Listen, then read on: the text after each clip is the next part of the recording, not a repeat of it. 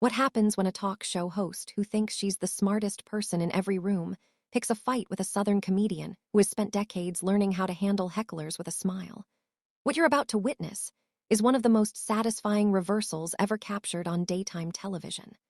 The moment when Joy Behar decided to mock Leanne Morgan's small-town roots and discovered that Southern charm can be deadlier than any New York attitude. The studio didn't just go silent. It erupted with laughter at all the wrong moments. And for the first time in View history, it wasn't the guest who walked off the stage. Before we dive into this incredible story, make sure to subscribe and drop your thoughts in the comments because, trust me, you're going to want to talk about this one. The morning had started with the usual energy at the View studios, though there was a different kind of anticipation in the air. Leanne Morgan was coming on the show, and while she wasn't a traditional Hollywood celebrity, her recent Netflix special had broken records and her tour were selling out arenas across the country. At 58 years old, Leanne had become one of the most successful comedians in America, a woman who had spent decades perfecting her craft in small clubs and church basement before finally getting her big break. Leanne arrived at the studio with the same warmth that had made her famous. She hugged the security guards, complimented the makeup artists on their work, and spent 20 minutes chatting with a young production assistant about her grandmother's biscuit recipe. This was who Leanne Morgan was, a woman who had never forgotten where she came from, and who treated everyone she met like a neighbor stopping by for sweet tea. The studio lights were warm as Leanne took her seat at the famous table. Leanne greeted each host with genuine enthusiasm, her Tennessee accent filling the studio with warmth. "Oh my goodness, I'm just so excited to be here," Leanne said, her smile lighting up the space. "I've been watching this show since my kids were in diapers, and now here I am sitting at this table. My mama is not going to believe this." The audience responded warmly to her genuine excitement.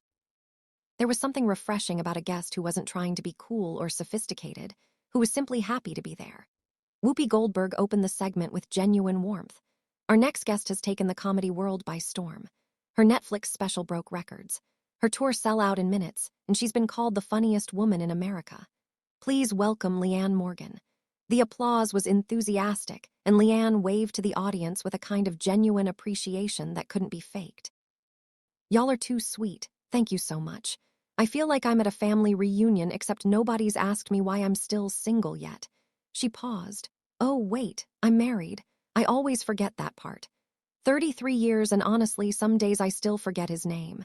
I just call him Hay and hope for the best." The audience laughed warmly. This was classic Leanne Morgan, self-deprecating and relatable. Sarah Haynes asked about her journey to success, and Leanne told her story with the kind of practiced ease that came from years of turning her life into comedy. She talked about raising 3 kids, about performing at small venues for decades, about finally getting her Netflix special at an age when most comedians had either made it or given up. "I always tell people, I'm proof that it's never too late," Leanne said. "I was doing comedy in church basement and Rotary Club luncheons while other comedians were on TV. But you know what? Those church ladies taught me more about comedy than any club in New York ever could. Because if you can make a Baptist woman laugh about menopause, you can make anybody laugh about anything." The audience was charmed. Even Whoopi was nodding appreciatively. But Joy Behar had been sitting with that familiar smirk on her face, and now she decided to pounce. "So Leanne," Joy began, her voice dripping with condescension that she barely tried to hide. "Your comedy is very regional, isn't it? It's all about Walmart and casseroles and small-town life. Don't you think that's a bit limiting? I mean, real comedy is supposed to challenge people, make them think. What you do is more like comfort food humor for people who don't want to be challenged." The question was clearly designed to diminish, to put Leanne in her place.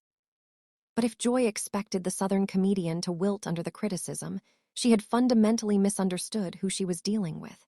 Leanne's smile didn't waver for a second. "Well, Joy, I appreciate you asking that. You know, my mama always said that some people are so smart they've educated themselves right out of common sense. I'm not sure what that means, but I think about it every time someone tells me my comedy isn't sophisticated enough." The audience laughed and Joy's expression tightened slightly. But to answer your question, Leanne continued, her voice is sweet as honey. "I think the most challenging thing a comedian can do is find the universal and the specific. When I talk about Walmart, I'm really talking about community. When I talk about casseroles, I'm really talking about how women show love. When I talk about small town life, I'm talking about the human experience that most people actually live, not the version they see on TV shows made by people who have never been west of the Hudson River. The observation was delivered with such warmth that it took a moment for the sharpness of it to land. Joy's smile became fixed. "That's a nice way of spinning it," Joy replied. "But let's be honest, your audience is mostly Middle America, right? People who voted a certain way, who believe certain things.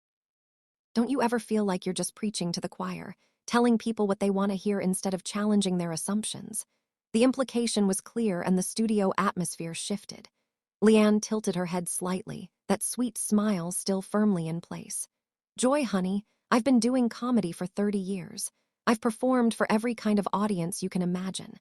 And you know what I've learned? People are a lot more alike than they are different. The woman in Manhattan, who's trying to raise kids while working full-time, has more in common with the woman in Tennessee doing the same thing than either of them would probably admit. My job isn't to divide people into teams. It's to remind them that we're all just trying to get through the day without losing our minds." She leaned forward slightly, her voice still warm, but with a new edge to it. "Now, I don't know what kind of comedy you did back in the day, Joy, but I do know that the best comedy brings people together. It doesn't make them feel stupid for where they live or how they vote or what they believe. Maybe that's not sophisticated enough for some folks, but my sold-out arena suggests that a whole lot of people are hungry for comedy that doesn't make them feel bad about themselves." The counter was so smooth, so perfectly delivered that the audience burst into applause. Joy's face re-ended. "I'm just saying that there's a difference between popular and good." Joy shot back. "McDonald's is popular too, but nobody's calling it fine dining." Leanne laughed, a genuine, delighted laugh that filled the studio. "Joy, did you just compare my comedy to McDonald's? Honey, I've been called worse by better. My mother-in-law once told me my brisket tasted like a tire fire, and she said it right in front of Jesus and everybody at Easter dinner.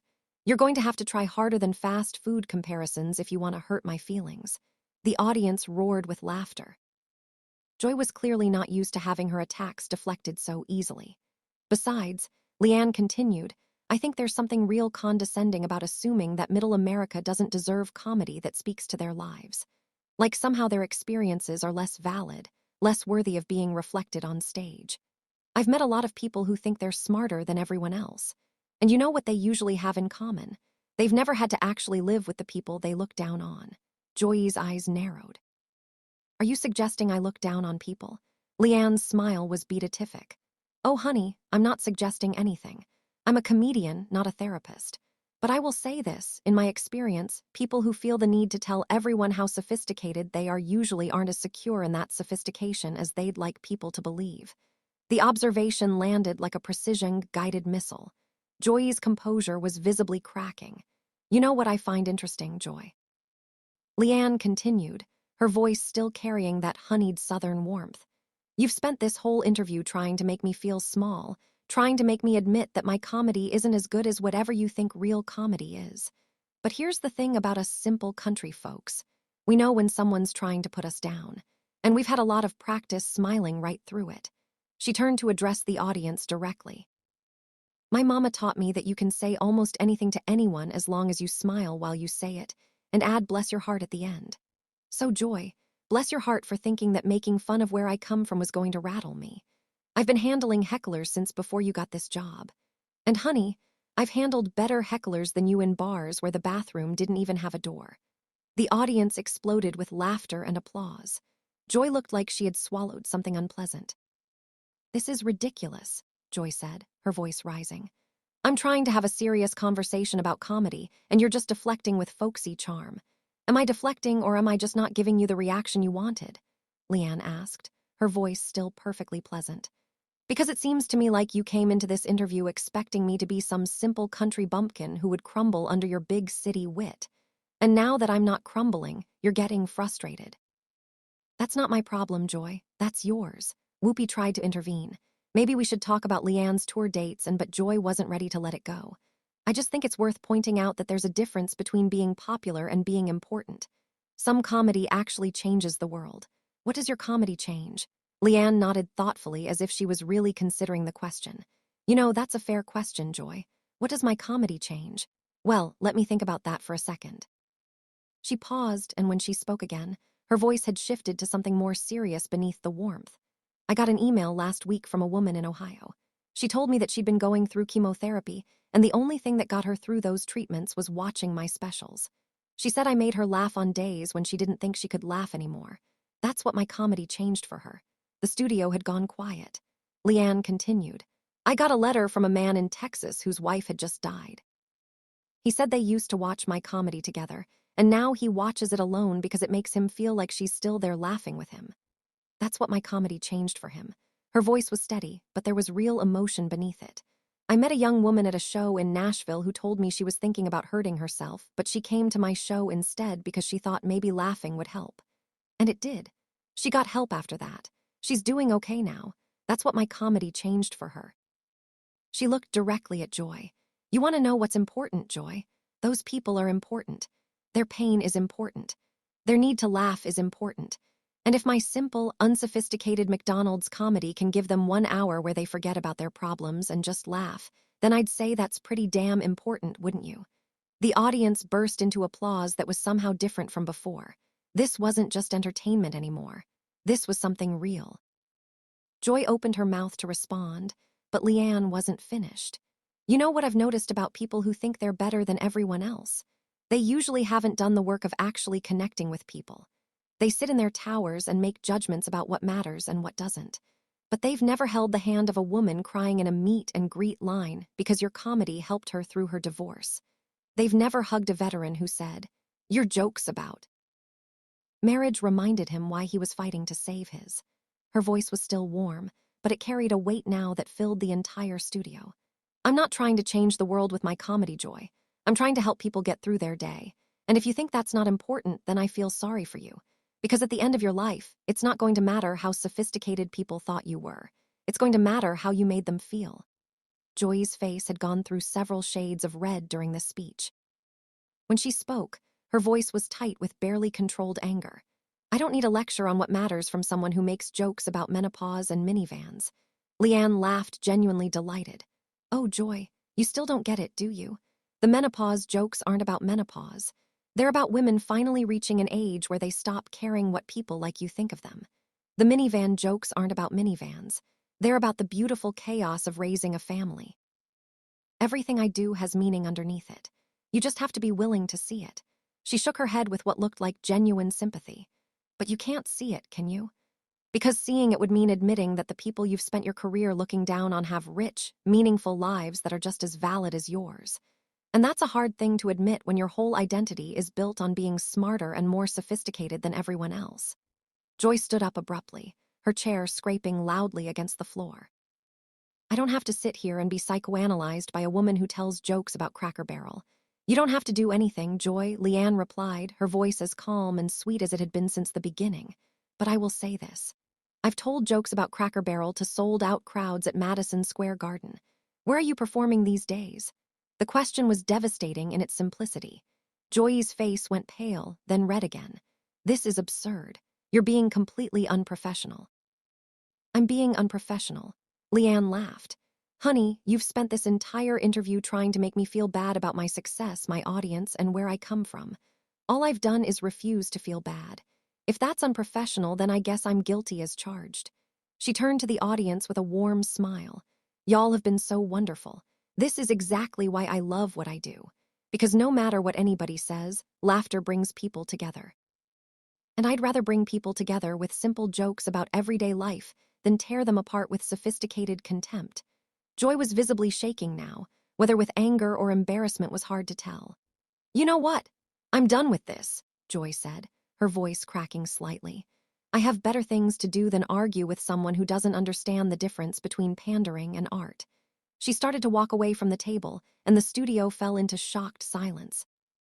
This wasn't how views were supposed to go. The host wasn't supposed to be the one walking off. Joy, wait, Leanne called out, her voice still carrying that infuriating warmth. I want you to know something before you go.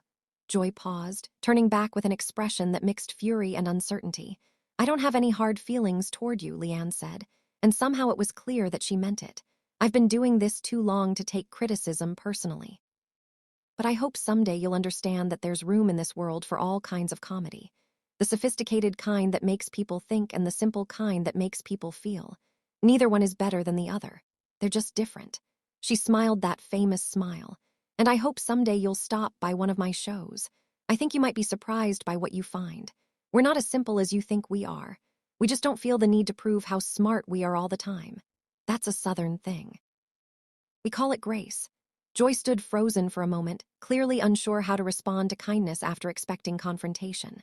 Then, without a word, she turned and walked off the set, leaving behind a studio full of people who had just witnessed something unprecedented. Whoopi, for once, seemed at a loss for words.